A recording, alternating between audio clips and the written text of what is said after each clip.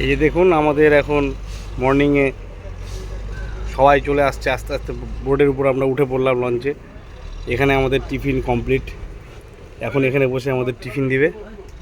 এই যে আস্তে আস্তে ধীরে ধীরে আমরা এগিয়ে পড়বো আবার সুন্দরবন গভীর জঙ্গলের দিকে।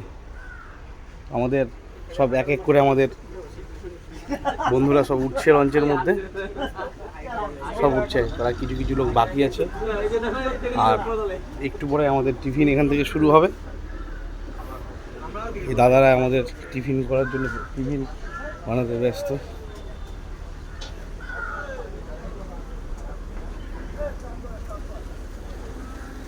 এই যে আমাদের টিফিন চলছে।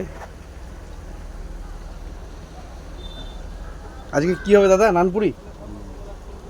নানপুরি আজকে আমাদের টিফিন সকালবেলা দেবে দেবে